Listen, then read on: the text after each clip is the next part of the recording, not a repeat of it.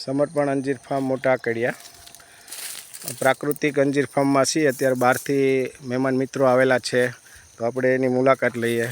તમારો પરિચય આપજો ને સાહેબ। નમસ્કાર, હું રાજેન્દ્રભાઈ પટેલ છું। અમદાવાદથી હું આવ્યો છું। મારું નેટિવ છે કલોલ ગામ પાસે વાંબજ, અને હું ખાસ આપના અંજીર ફાર્મની વિઝિટે આવ્યો છું।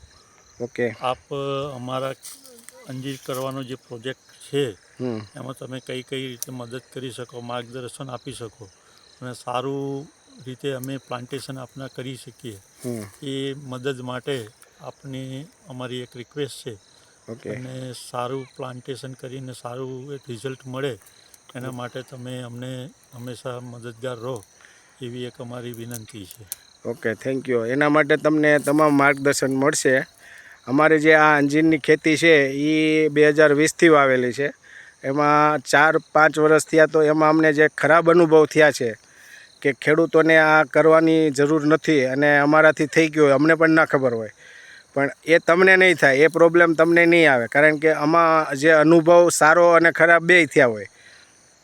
તો ખરાબ અનુભવ છે એ અમે ખેડૂતોને માર્ગદર્શન આપીએ, આમાં આ ભૂલ ન થવી જોઈએ અને એ તમારે એને સુધારીને આગળ વધવાનું છે। બસ એ આપનો જે અનુભવ છે એ આપના વિડીયો જોઈ અમે ખાસ અહીંયા આગળ આવ્યા છીએ, અને એ વિડીયો જે જોયા છે એના ઉપરથી અમને લાગ્યું કે આપને પર્સનલી મળવું જોઈએ અને રૂબરૂ મળી અને જે માર્ગદર્શન, જે કેર લેવાની હોય, આ અંજીરના છોડમાં શું રોગ આવી શકે અથવા તો વાવતી વખતે શું કાળજી રાખવી પડે, એ બધું માર્ગદર્શન અત્યારે અમે લેવા આવ્યા છીએ આપની પાસે। અને તમે ઘણું બધું અમને સમજાવ્યું પણ છે અને ઘણી બધી સારી માહિતી આપી છે, એટલે અમે એક તો એના માટે આપનો આભાર માનીએ છીએ। જે અંજીરને પ્લાન્ટેશનનો તમે સમય કીધો જુલાઈ ઓગસ્ટ, બરાબર ને? એ વખતે આપ અમને સારા પ્લાન્ટ આપો અને એમાં જ્યાં જ્યાં જરૂર પડે ત્યાં તમે અમને માર્ગદર્શન આપતા રહો, એવી એક અમારી ખાસ આપને વિનંતી છે। ઓકે, હવે આમાં અત્યારે તમને જોયા પછી કોઈ સારો અથવા ખરાબ જે બી પ્રશ્ન હોય એ તમે અત્યારે કરી શકો। તમને હું અત્યારે કંઈ પ્રોબ્લેમ જેવું હોય તો કહી શકું। તમને આમાં કંઈ પ્રશ્ન છે હાલ? ના, હાલ જે તમે અમને માર્ગદર્શન આપ્યું છે એ પ્રમાણે અમારા ઘણા બધા જે મનના પ્રશ્નો હતા એ દૂર થયા છે। અને જે તમે પ્લાન્ટેશન માટે નજીક ભાઈ 4 ફૂટના અંતરે બી કે 3 ફૂટના અંતરે પણ તમે પ્લાન્ટેશન કરી શકો છો, એ જે ખાસ અમારે ઓછી જમીનમાં સારું ઉત્પાદન થઈ શકાય એ માટે જે તમે અમને માર્ગદર્શન આપ્યું છે એ અમારા માટે બહુ મહત્ત્વનું છે। ઓકે, હવે જો આમાં અમે છે ને આ અંજીરનો છોડ છે, આ 8 ફૂટે વાવેલો હતો, બરાબર? આ 2020માં વાવેલો હતો। તો આમાં જે ડાળ્યું છે એ બધી જ ડાળ્યું અમે રાખેલી છે, કારણ કે આમાં અમે રોપા બનાવીએ છીએ, એટલે બધી ડાળ્યું રાખી છે। પણ આમાં તમારે જે આ છોડ 4 વર્ષનો થયો હોય ને, એટલે તમારે 20થી 25થી વધારે ડાળ્યું નહીં રાખવાની। અને અહીંયા પણ આ છોડ એવો જ છે। પછી આ વચ્ચે અમે બીજો છોડ વાવી દીધો છે અંજીરનો। તો અમે 4 ફૂટનું વાવેતર કર્યું છે। અત્યારે અમારે 10 ફૂટની આ જગ્યા છે વચ્ચે ગેપ, એટલે આમાં અમે આંતરપાક પણ લઈ શકીએ, તમે પણ આમાં આંતરપાક લઈ શકો। એટલે તમારે અત્યારે વાવેતર જે કરવું હોય તો 10 બાય 5, 6, 7નું ગમે એ કરી શકો, 4નું નહીં કરતા, કારણ કે 5 કરશો ને તો પણ થોડોક પ્રોબ્લેમ રહેશે। એટલે કાયદેસર હવે 10 બાય 6નું તમે વાવેતર કરી શકો, બરાબર? એટલે એમાં તમને સારો એવો પેચ મળે। આમાં આટલી જગ્યા મોટું ગમે એટલું ઝાડ થઈ જાય છે ને તો પણ આટલી જગ્યા રહેશે। ભવિષ્યમાં તમે એની અંદર જે બીજો પ્લાન્ટ નાખવાનો છે એ આપણે નાખી શકીએ।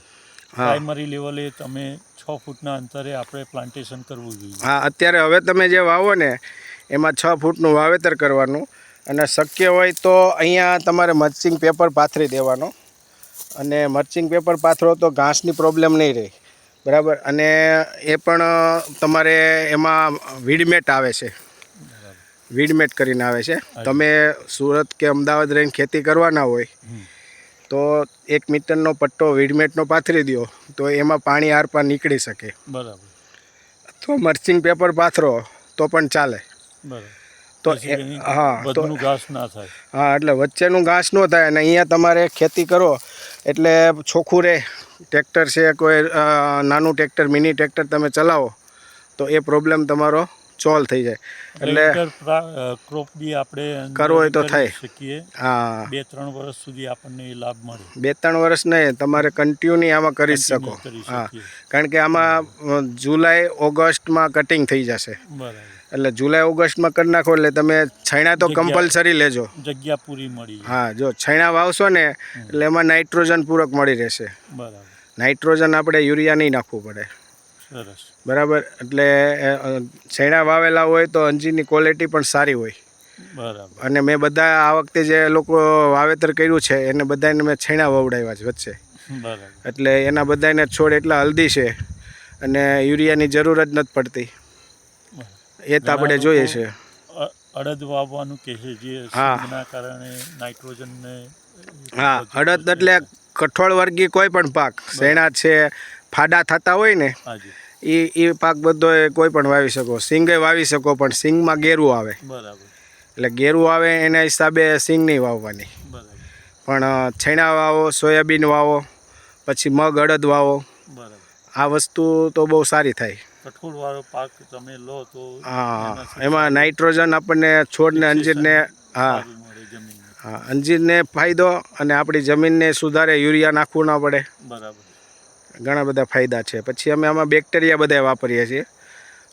બેક્ટેરિયા જે છે, એમપીકેના બેક્ટેરિયા આવે છે, સુડોમોના ડાયકોડર્મા, પેસિલોમાઇસિસ લીલાસીન બેક્ટેરિયા મુંડા નેમેટોડ માટે, મેટારિઝિયમ મુંડા માટે.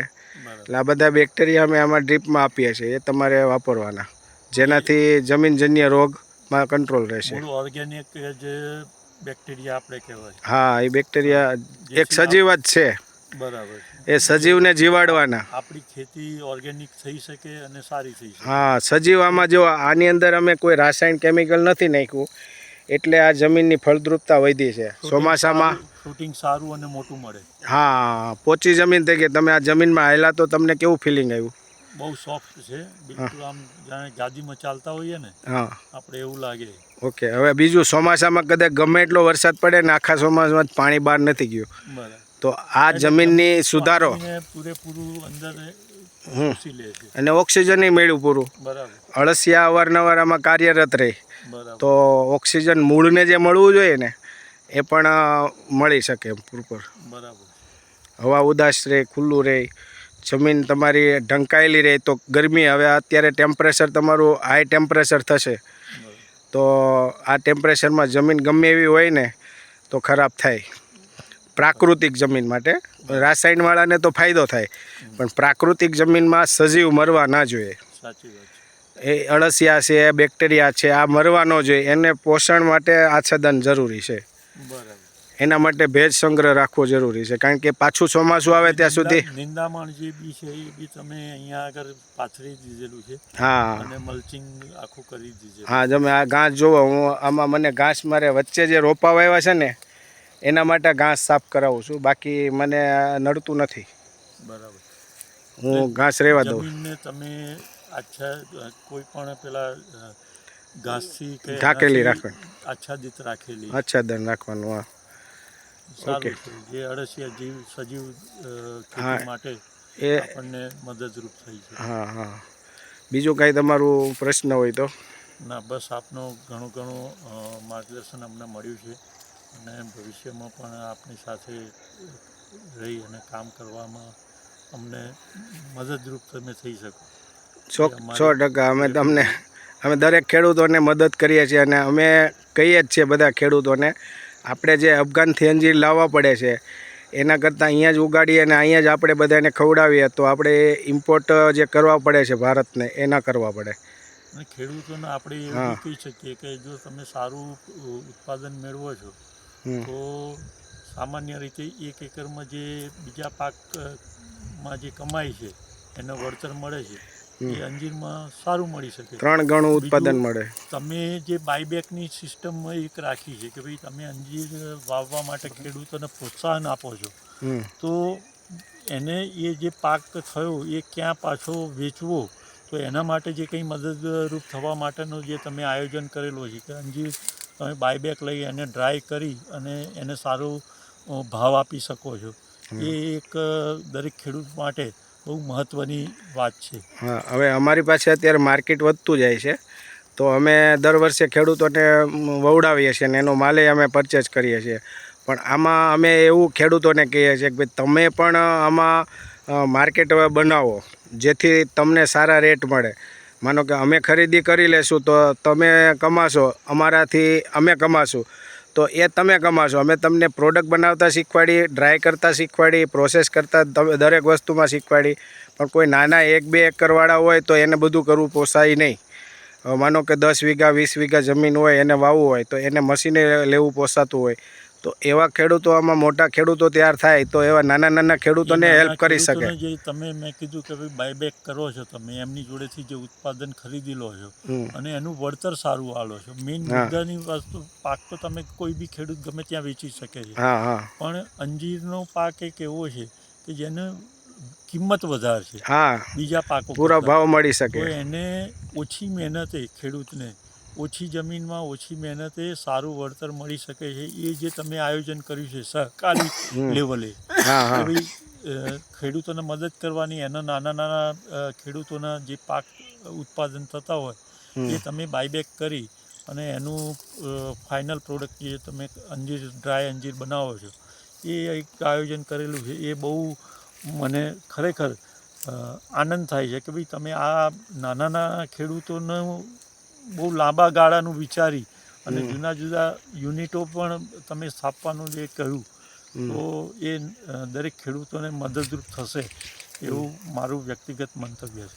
નહીં, અમે ઇન્વેસ્ટરો અમને મળી રહી છે, એટલે ખેડૂતોને હેલ્પ કરવા માટે અમે અલગ વિસ્તારમાં પ્રોજેક્ટ કરીએ અને ખેડૂતોને મદદ મળે એવા ભાવથી અમે કરીએ છીએ. પ્લસ અમે કમાઈએ છીએ, અમારો એક એમાં સ્વાર્થ છે, એવું નથી કે અમે એમાં બધાને, ખેડૂતોને પણ પૂરું વળતર મળે છે, તમને પણ. હા, એટલે ખેડૂતોને એક રૂટ ઉપર ચડાવવા માટે હેલ્પ કરીએ. પછી ખેડૂતને સારા પૈસા મળે, તમે એવું બંધન નથી કરતા કે તમારે અમને જ માલ આપવો પડશે. તમને સારા અમારા કરતાં રેટ મળે તો તમે માલ વેચી દેવાનો, અમની રાહ નહીં જોવાની, પણ અમને જાણ કરી દેવાની. એટલે ખેડૂતોને એક શરૂઆત માટે એક બીક હોય, એક ડર હોય કે મારો માલ કોણ લેશે, તો આ માટે અમે એને સપોર્ટેબલ કરીએ છીએ. અને પછી ધીરે ધીરે એ એની જાતે વેચતો થઈ જાય છે, તો પછી એને અમારી જરૂર પડે ત્યારે અમે એની પાસે માલ લઈએ છીએ અને એ જાતે વેચવા મળશે તો એને 2 પૈસા વધારે પણ મળે છે. તો એ પ્રોડક્ટ બનાવતા પણ તૈયાર થાય છે અને પ્રોડક્ટ બનાવે તો એ સ્ટોક રાખી શકે અને ગમે ત્યારે વેચે તો એના સારા ઉત્પાદનના રેટ પ્રાપ્ત થઈ શકે. એટલે તમને પણ અમે ખરીદી તો અમે કરવાના જ છીએ, પણ તમે જો વેચી શકવાની ક્ષમતા તમારી હોય અને તમે વેચી શકો તો તમે વધારે ભાવ મેળવી શકો એમ. બરાબર. 9825943531 સમર્પણ અંજીર ફાર્મ, મોટા કડિયા. થેન્ક યુ, આભાર આપનો.